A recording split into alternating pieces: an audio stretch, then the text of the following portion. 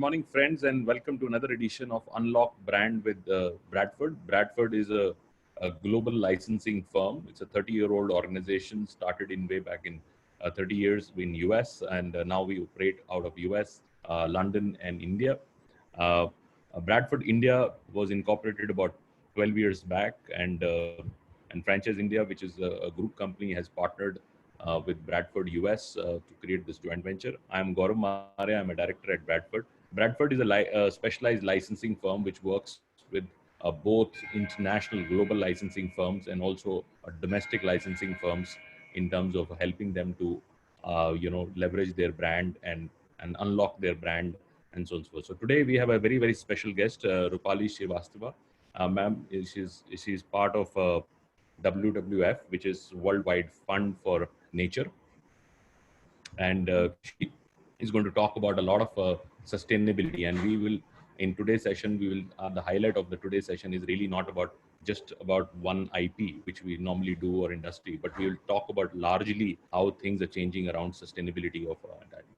So welcome, Rupali ji, for our webinar, and we look forward for next about 40 do in terms of understanding more from sustainability viewpoint what all is going on, and also talk about how WWF is trying to create their licensing program. So welcome. And also I'm joined with Vatsal, who's a colleague with me in Delhi office. Vatsal would also be a part of the conversation. He leads especially the licensing programs for domestic brands, because we see a lot of good IPs available in India, which we feel can be taken next level through license. So welcome, Vatsal. Thank you. So I will like to open up with Rupali with you, just to give a little overview, and let's set the perspective of, especially for what is the mission which you started way back in 1969 with WWF, and how it is evolved and what you see is changed. Because I think the over the years, the kind of work you've done is very credible, and I think it's been recognized by almost everybody in the public sector and the private sector. But more importantly, I would really like to know how do you really see this whole journey has been, and how this has evolved, and now what you see, in terms of sustainability is more remoteness coming in, and is the consumer really thinking about protecting nature and kind of a balance which we all talk about, which is a human and nature balance. Is it all coming through? Over to you. Thanks, Gaurav. Thanks for having me here. It's great to see sustainability or conversations on sustainability becoming mainstream, and more people like yourselves and the people in the industry talking about it. So yes, I would say things have been changing. Things have been changing for a while now, from what was used to be a very niche conversation or a very limited NGO type conversation to now sustainability is becoming more mainstream. WWF India is part of the international network, WWF network, and we are this year actually celebrating 50 years of conservation work in India. This is a milestone year for us, and so yeah, we've been around for 50 years in India, and it's been quite a journey. We work across various. We work in agriculture, forest, species, various conservation species, landscapes, sustainable agriculture, sustainable businesses, finance, water. I mean, there's a host of programs. I mean, the breadth of work that WWF does is pretty mind-boggling, to be honest. In terms of sustainability, as I said, I think there has been a step change lately. There has been a lot more awareness, and in a lot of ways, this COVID has actually been a bit of a game changer. Because I think people are seeing, right? Ordinary people are seeing we can see blue skies. The rivers are cleaner than they've ever been before. We are breathing in clean air. People can see what a difference it makes, and what WWF, UN, the host of all of us you have been talking about. People have seen the difference it makes. So I think what has happened, what COVID has done, is made this conversation more mainstream. It's made people more aware of the issues, and I think this is where I think the tide hopefully will start to change now. No, absolutely. And I feel that it was either a subject which we felt that it is a responsibility with public sector or, as you said, NGOs, and or otherwise it was a little bit of a fashion to get associated whenever you want to do that. But it was never mainstream. It was not a that average person really thought and respected sustainability, and that's what is going to be a big change. And especially, I think you are absolutely right. COVID has been a big blessing in that sense, because we all have understood the importance of our living on this planet and how it can really disturb and enable or disable us, so to say, if we are not able to protect our entire thing. So from let's go into a little more business conversation, because you now open first time to really invite licensing and really looking at, while as an organization you have done a lot of good work through your trust and so on and so forth, but also have been creating a lot of products. But now you really started opening up and seeing that you can have a much larger partnerships with organizations which have the same kind of a meaningful approach towards sustainability and so on and so forth. So what is your program looks like, and how do you really see this program really going forward, and why now you think because of a larger spread of the message, what is the bigger bigger cause in this? Um, so internationally, this has actually become a pretty. It is becoming big already, and this is really, to be honest, being driven by the millennials and the Gen X. Right? They care. They care about the brands. I mean, there was an international study I was reading about, which there was an international survey which said that they are the Gen X and millennials. 72% of them are willing to spend more for good products, sustainable products, sustainably produced brands and products. And about half of them, 49%, were willing to boycott products which were not aligned with their values. So in a lot of ways, this is being driven by the younger lot who are a lot more aware, who care, who care about businesses doing good, about businesses giving back. And again, internationally, there have been, I mean, we've all heard about Adidas footwear made out of recycled polyester. We've heard of, there are other brands like, there is a Lego has been talking about using only certified paper for all its and certified wood for its wood and packaging.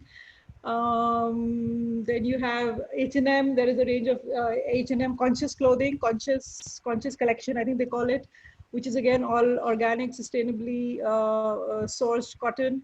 So these trends are picking up and being picked up by mainstream brands, and it's only a matter of time, really, where Indian brands also sort of wake up to the imperative as well as the opportunity. So this is what we hope to do. We've had our products, WWF has its products for a very long time. We work with recycled plastic, we work with recycled paper, recycled PET bottles. That's another fabric a lot of people are working on. We work with bamboo. So we are trying to, the objective of our licensing program is to take this, or which we hope to take this forward and make it to a larger set of people, to tie up with like-minded brands and organizations, and make these products available to a whole lot of people. We see alone, I mean, and at the end of the day, we're not a product company, we're a conservation organization, and that's the focus of our work remains conservation. But we would want to partner with organizations who have the reach, the distribution, the manufacturing capabilities to actually take this and take it forward. Take this, and we have the know-how, we have we understand why, we can tell a story, but we'd like to partner with brands who would then take this forward, the message. Recycled PET bottles, I mean, that's something which is becoming big everywhere. And plastic pollution is something which is, I think all of us read about it, all of us. And it's, in fact, with all the disposables now, disposable masks, disposable PPE, it's a huge problem already waiting to explode. So that is time that brands, big businesses in India sign up to this, try up to the challenge and take this forward. Absolutely, and I completely agree with you. And that's where Bradford also saw a huge opportunity. What you said is a very important point, and we always take the millennials and the generation next as a example setting that how they're doing it. But I think if we have to go even deeper into that understanding, it comes from education. So when sustainability goes into your education life cycle, when kids are studying that and they come back home and talk about this, and this becomes part of their learning. So I think a big contribution should really be given that the last at least 15 to 20 years, our education has put a lot of focus so that the new generation which is coming out is coming from a different subconsciousness and different structure, and done that. So that's one big piece of a consumer shift. Second big piece, which is you rightly said, is that if you always looked at the sustainable products, they were not so much attractive from a design essence and from a creativity and a lot of other things. So you always bought that from a satisfying your guilt, not so much from your lifestyle, consumption and regular consumption and so on and so forth. So the licensing program can really marry both. One side, there is a bigger cause which needs to be done, but going to organizations which have strong, like H&M. Now, H&M is a great operator from a fashion brand viewpoint. If H&M comes with a product which also is a very fashionable, is part of their fast fashion abilities and so on and so forth, and is also sustainable, I think that marriage is very important. Alone, this would not work. And we've seen a lot of companies who've been trying to do a lot of sustainable products and things of that nature because it was not aesthetically very fashionable and or people to consume on a regular basis. If you're carrying something to your school, or you're carrying something to your college, or carrying something to your office, if it is not really something which is very trendy, you will not do it for a long period. So I think how do you really marry this is a good opportunity of licensing, and I think that's where the real value really comes in. Yeah. Now I like to, yeah. No, I was just going to say that's a great point. I mean, it's not about getting people to do it out of a sense of guilt or obligation. It is about having well designed. It's about making these products aspirational. It is about making these having really well designed, cool products. And the point is that as you said, right, this is very much possible. And the best of the brands, that's what they are. That's exactly what they're doing, making these products really is desirable and aspirational. So yeah, absolutely. Yeah, absolutely. And one example I've always been very, very fond of is ITC. And ITC does these green hotels, and if you go and to sue that entire thing, so if you see, I mean, you start respecting the brand, and you understand that what they kind of do in their hotels, especially their luxury line, which needs to be done, and the kind of audience they're getting, and they're becoming much more loyal to them. But it is done in a manner that when you stay in a super luxury five-star hotel, you still need the same amenities. You don't want to compromise on that.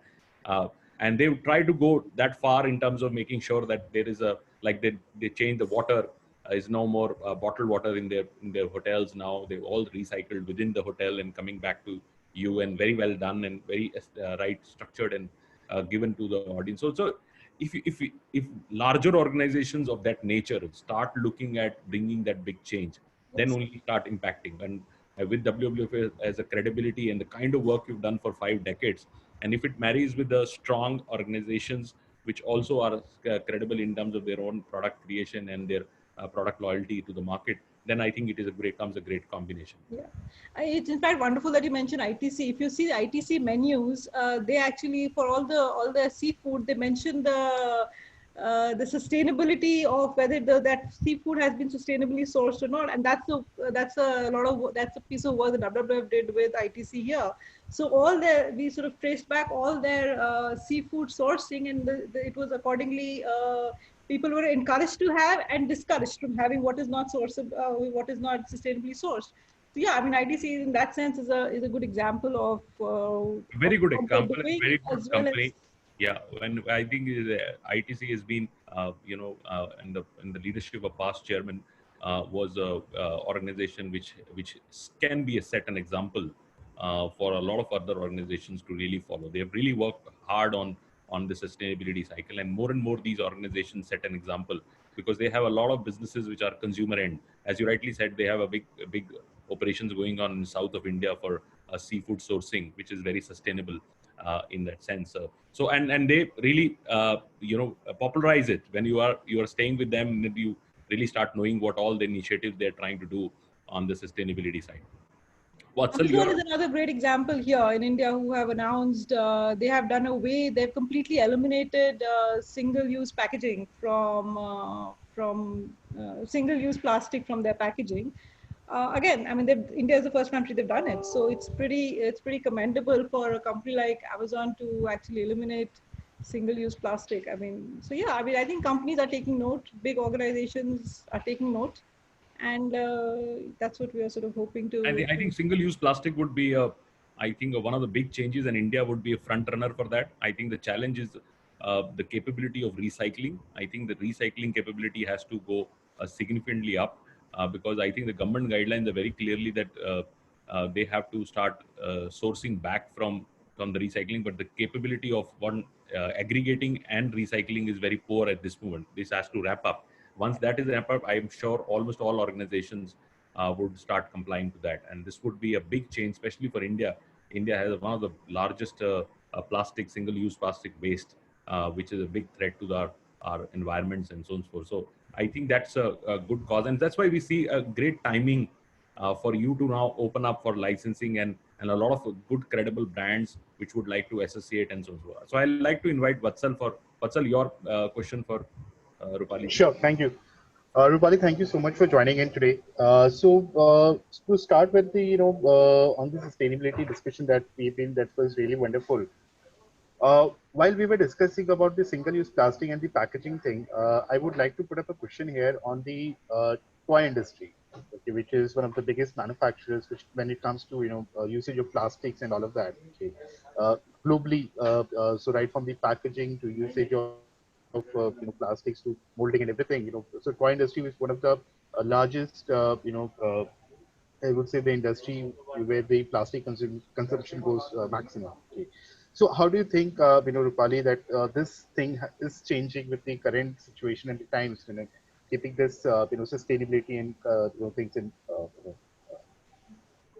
Right, so you're absolutely right. Toys industry is one of the toy sector, one of the largest consumer of plastics, and again, this is being recognized increasingly. I don't know if you're aware, but McDonald's used to have this Happy Meals, right? And there was where they used to give a little plastic toy to kids with their meals, and there was a pushback globally. There was a pushback from children, actually, children themselves, and eventually they started offering a choice between plastic toys or a fruit, and subsequently they did away with plastic toys completely. So and as I mentioned earlier, Lego is another brand which is mandated all its suppliers, licensees to only use FSC. FSC is Forest Stewardship Council, which basically certifies that all the wood and paper that certifies the origins of wood and paper, that it is from sustainable sources. So Lego has actually certified the use, has actually mandated its suppliers and licensees to only use FSC wood and paper in all their products. Likewise, there's several other. I think Disney is another brand which has done that for Hasbro toys, Mattel. Again, they have their agreements and contracts are very specifically lay out very specifically the sustainability criteria, the sourcing, manufacturing, packaging, all of that. So I think that's what we need to start looking at. And India, actually, indigenously, we have a fantastic range of indigenous toys. I mean, the problem has been we have leaned too much on cheap, made in China kind of products, right? I mean, but look at the down south, you have these beautiful wood toys which have colors, natural colors, which are made in. Unfortunately, they become very small and niche. I mean, I think it's a challenge for Indian brand companies to sort of take on that knowledge and make that more mainstream rather than relying on cheap plastics, right? And likewise for packaging. Packaging should be from, and a lot of brands are doing it again. Vistara it's not a toy brand, but Vistara did all their airline food was packed in FSC sourced, FSC certified packaging. So there are ways and means to do it. There are platforms, there are certifications, there's fair trade certification, which is for certain categories. There's FSC certification for paper. So there are these kind of certifications. Brands and companies can partner with them and identify sources and suppliers. Absolutely, and I think that's where one of the areas which we've also feel is that because whenever you look at sustainability for a lot of organizations, they do one small line of that. They needs to come in the mainstream and do the full structure. Then only economy of scale would come. As you rightly said, I mean there can be a lot of other alternatives available because they are done in so much of a small quantities and structure that they're not able to get the economy of scale, the right kind of distribution, and so on. So I think one has to really not do as an alternative, so to say. It has to be a mainstream kind of thing. Especially, I think a lot of changes can happen back to school.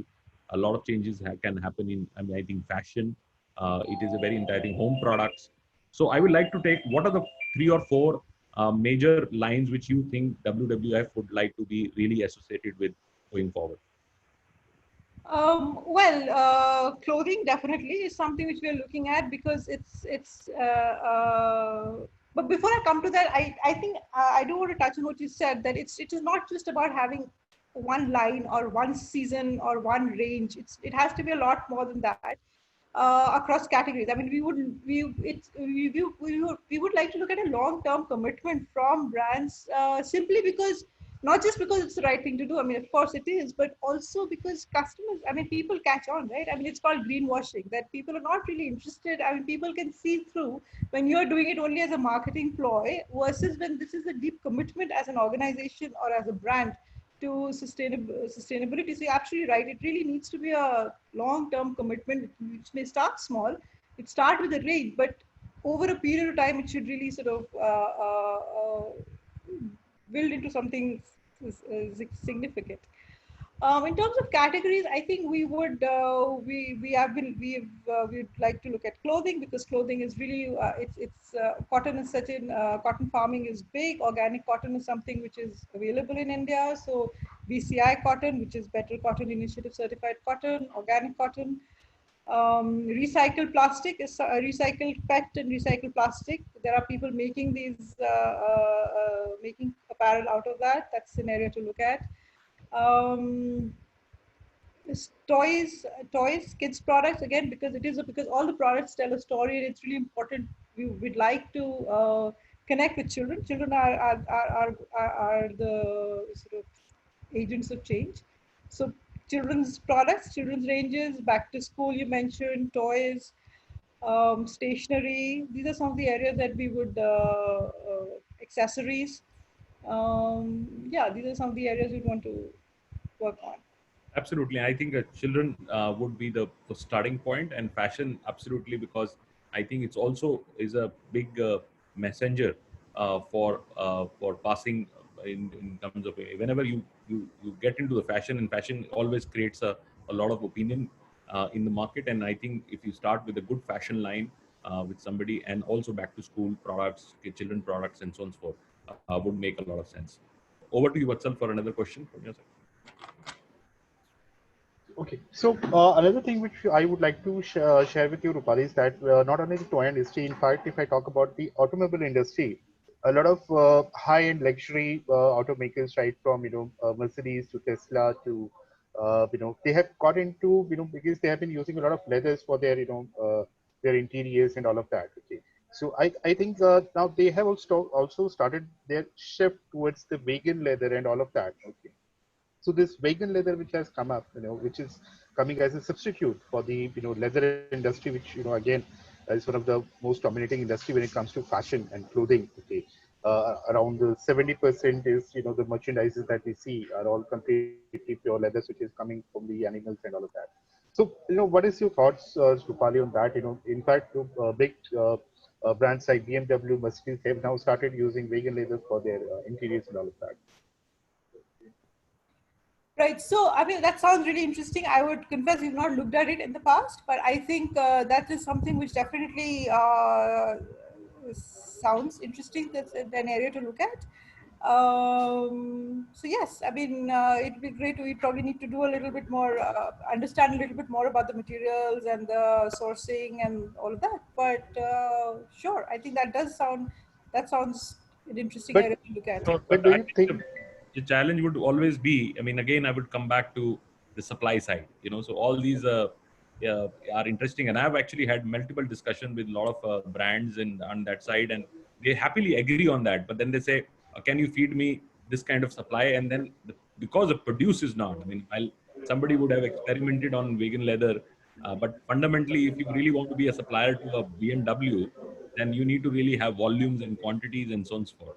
Yeah. Otherwise, this again becomes a entire thing. That's what I think the bigger challenge has been, that how do you really, and that's where value would come in. That it is not just about marrying an idea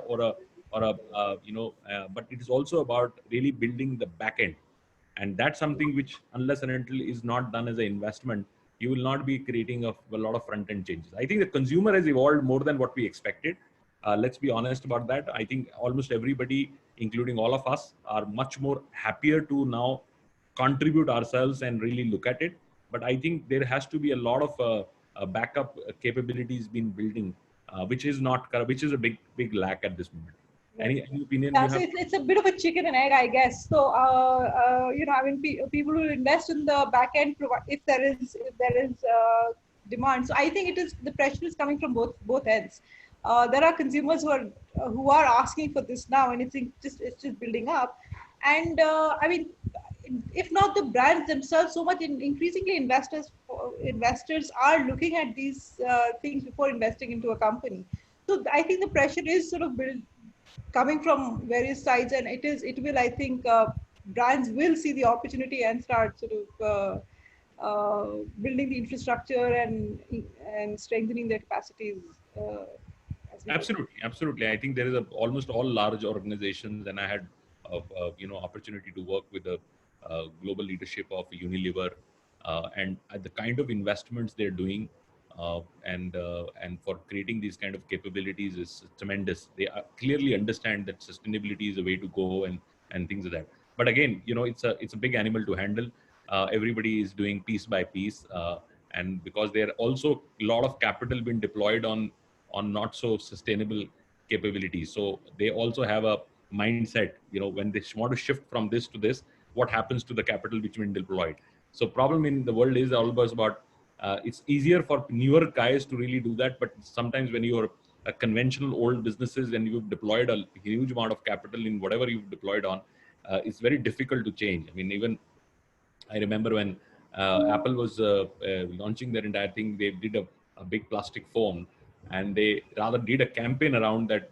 They are not apologetic on using plastic and the entire thing. So because they understood that this can go other way around, a lot of people can really, and especially in the conscious societies like US, people can really reject. But they use this in actually I think with a company or like Apple, really trying to promote and the plastic out there.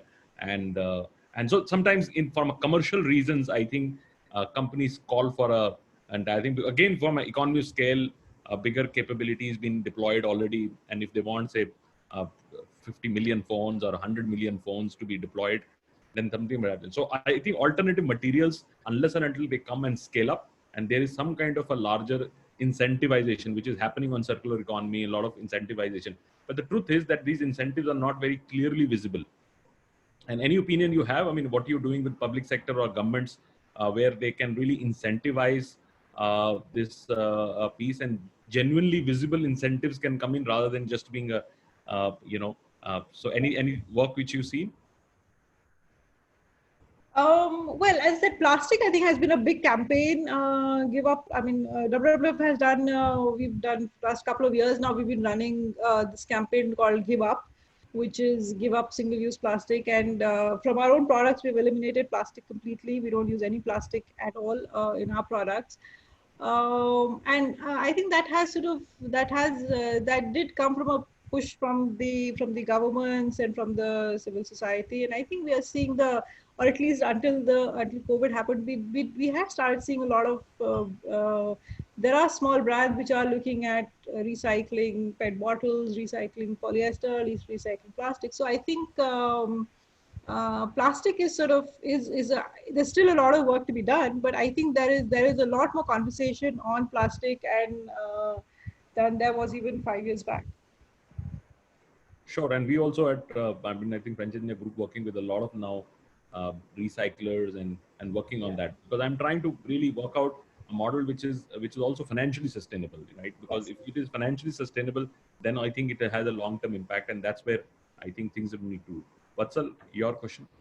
Rupali, of course, it's the need of the hour, using organic and sustainable products. And I just recently saw bamboo plates somewhere at one of the fairs, actually. So, sorry, Uh, bamboo you- plates, right, yeah. plates made of bamboo. So there was this Assamese stall, and where they were selling this bamboo, plates actually made of. But how does that, the longevity of the products going to be? I mean, because if I have a, something like a plastic, it's going to be with the, it's going to be lasting long actually. But when I spoke about, okay, so what will be the, longevity or the durability of the product? So he said, oh, well, it's going to be only for 1 year or 2 years maximum. So don't you find any challenges coming with the, longevity or the durability of the products also, using organic and inside those? So I think that's where the two things to it. One is I think that's where technology is really helping. Technology is really aiding the development of these products. So you may have what you may have seen may have been a handmade indigenous kind of a product, but bamboo is actually there's a vast variety of uses and bamboo or products being made out of bamboo that last. I mean, for a very long time. In fact, bamboo furniture, I mean, it just lasts longer than you'd want it to last in a lot of ways, right?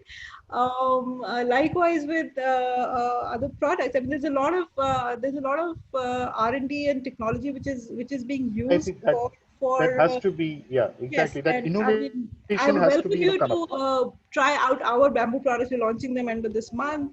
Yeah, it should be end of this month or by middle of next month. And yeah, they're fantastic products, well finished.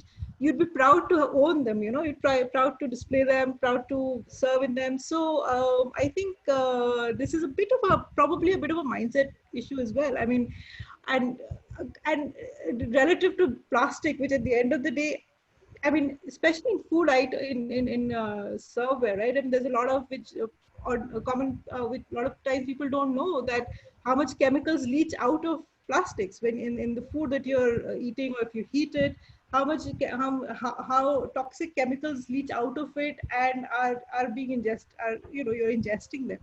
So there is I mean there are and likewise with chemically treated fabrics and clothing and so on, right? I mean for little children, I mean, organic clothing, kids should only wear, little babies should only wear organic or because cotton clothing because all the other cotton, there is so much chemicals in it that you don't want it next to next to a baby's skin. So I think these are the other longevity is one part of it, and while it is being addressed, I think there are lots of other benefits which sustain it, and it's not just for the environment; it's also for human health.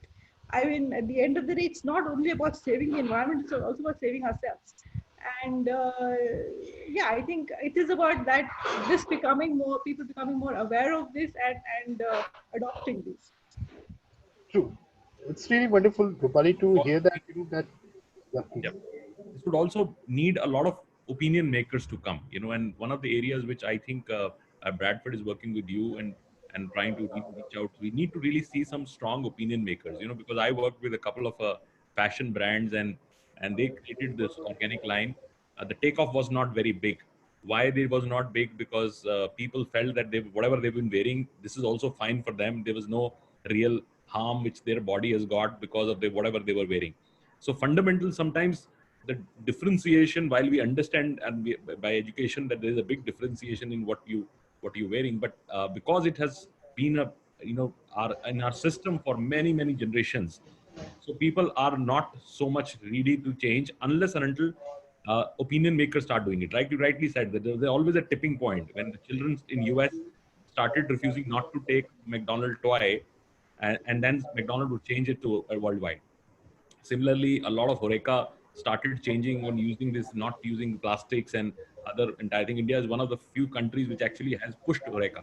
Even if you go to Singapore today, you still go to places where you will get plastic cups and everywhere. While Singapore is known for sustainability and things like that, but India, none of the places you will get in Horeca the plastic. They're using only recyclable material. So I think in some cases customer would try to do that, but a lot of opinion makers have to come in, especially our sports stars or our film stars and things of that nature. They need to really start doing it. Is any work been done by WWF in terms of setting these good examples in the market, and because that I think would also create for people to follow? So we are not working. I mean, so all our brand ambassadors talk about all of these things, not specifically products, but they would talk about all these elements of sustainability. I mean, we have Rohit Sharma, Vishwanathan Anand, these kind of, a lot of these celebrities who talk about uh, implementing these lifestyle changes in our lives. And you're right. One is celebrities, and the other thing is also about storytelling. I think that's a trick which a lot of brands are missing. It's not just about selling a product. I think that every sustainable product, there is a story behind it, right? So if, I mean, the how many farmers, I mean, if you look at organic cotton, if you read up about organic cotton, I mean, there's a whole story behind this. You're actually helping farmers, and there have been documented cases of farmer suicides coming down because of this, right? So it's, I think online offers that opportunity to tell a story, which is probably Yeah, harder to yeah, do in an offline environment. It's a little harder to tell beyond the probably a little tag on the product, but on the online through social media, there is a fantastic story that can be told. And I think that's where probably brands are missing that trick, and they get disheartened because they're not able to communicate the linkages between the product and what goes into it. absolutely. So Very well point. Very good point you've really put in, that they are missing the story. And one of the brands which we all remember and we know the greatest brand of India is called Amul. It was all about the story. You know, the whole cooperative and how the milk was really taken, how it empowered farmers and things like that. And after that, Amul became the most favorite brand of India. They did not really spend that kind of marketing budgets and to get that India's biggest dairy brand. But it is always about the story. And you're right, absolutely pinpoint. I mean, if any program has to be done, program has to come with a very strong storytelling, and how you're really making impact both from a back end and also in the front end side of it. Vatsal, over to you. Or Another thing, this last question, Rupali, with the recent licensing venture, what new elements WWF India is looking forward to?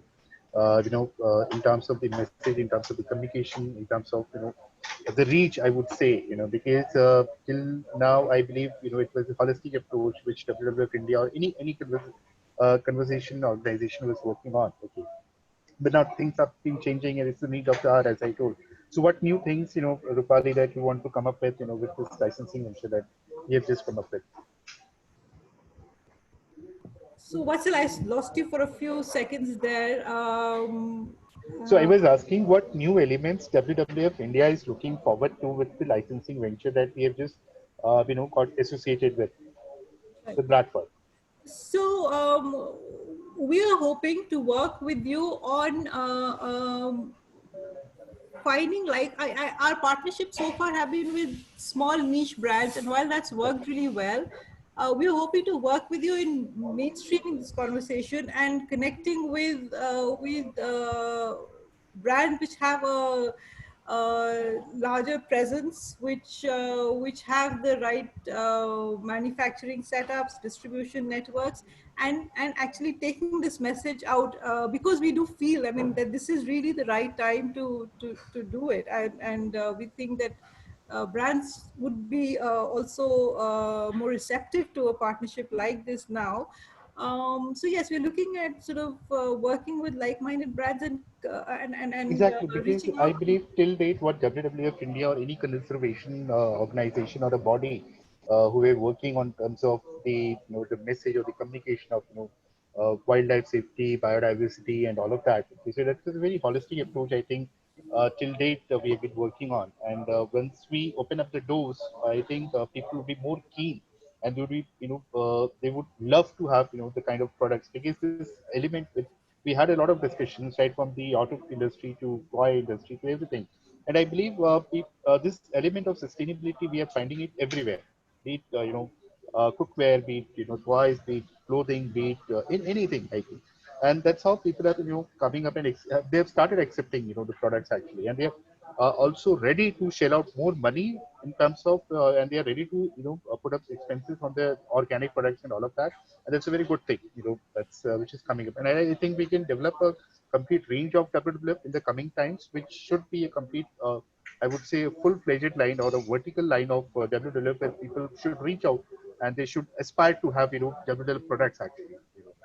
So our absolutely. So I mean, our products, we need three objectives of WWF products or WWF merchandise. One is using products as a vehicle to communicate the message, whether it is through a fun slogan on the T-shirt or whether it's through packaging and or a story on the packaging. It is about communicating the message of biodiversity conservation, about climate, about water, plastic, all of that. The other is, as we've spoken in length about, is about using sustainable products that are made of sustainable materials, manufactured through a good process, and packaged sustainably. And third, of course, is to raise funds for the work that WWF does. Right, we are a non-profit, so by associating with us, brands are also sort of giving back. They are not just making a great product. They're not just engaging with their customer. They are giving back to through WWF. They're giving back as well, and which in itself is a great story, because again, we see so many examples of brands that give back are perceived as good brands, it's a great differentiator for brands across the world. You look at whether it's Patagonia, whether it is Tom's shoes. I mean, all of these brands give back, right? And that's why they're held in high esteem by customers. So that's the sort of the whole story that we want to go out with through our licensing program. Absolutely. And Tom's is a very good example you've given, is how the brand has been really perceived. It's an expensive product, but everybody actually appreciates and when they buy Tom's, because they feel that they're buying and doing something good, and it's also a very strong lifestyle, and that's where I think so. Very important piece you really mentioned, Rupali, is that there are two opportunities with WWF. One clearly is a promotional opportunity. In our case, in licensing, we call it a promotional licensing.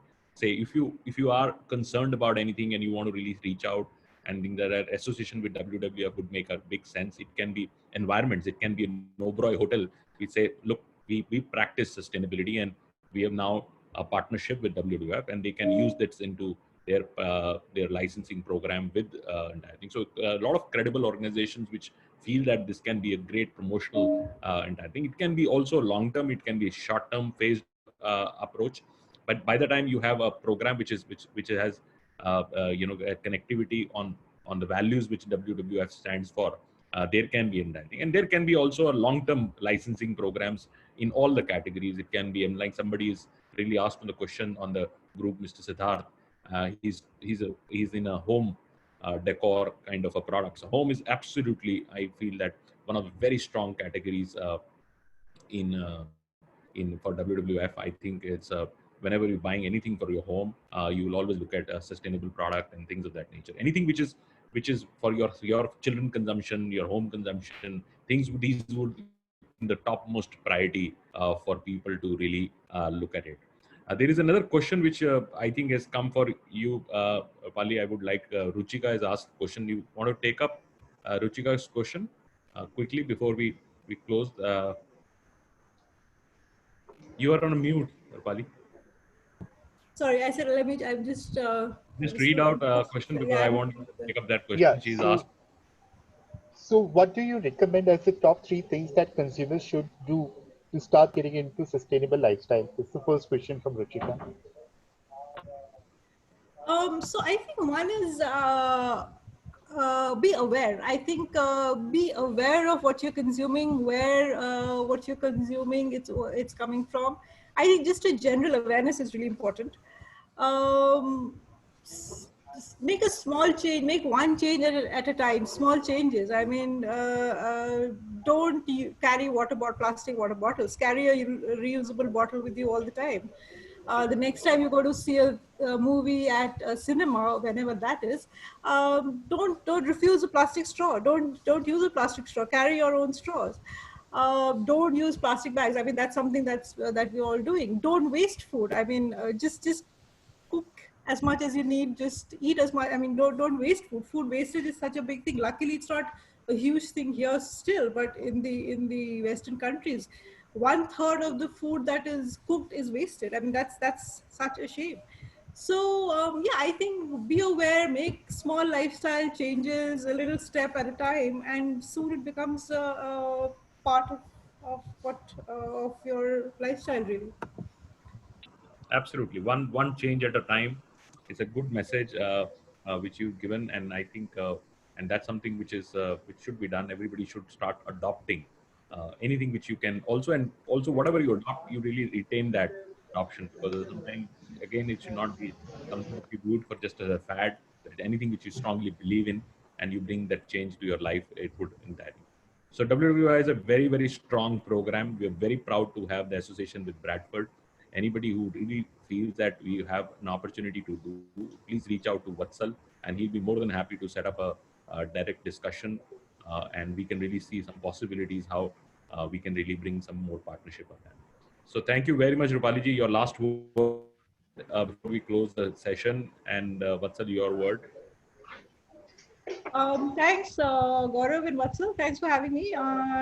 It's great to talk to everyone, and it's great to see uh, people like yourselves and other brands and organizations getting interested and getting involved. And that's how we will together make a change. Our tagline goes "Together Possible," and yeah, I'm hoping to work with everyone out there, with you all, to make a real change. Look forward. Absolutely. We're very Thank you well. so much. Thank you, Thank Rupali. Thank you, sir. Thank you so much. Thank you very much, and you. thank you very much. Thanks for taking time out. And please, anybody who's interested, both on our Facebook Live and Of on course. webinar, please reach out to Vatsal, and he'll be more than happy to really start a dialogue and how WWF. It's a very responsible company. They are very conscious about who they partner and how they partner. But if there is some credible idea you have, or a credible organization which has a long term or a promotional idea, please reach out to us, and we will be happy to work with you to develop the program. Thank you very much. Thank you. Thank you. Thank you. Thanks.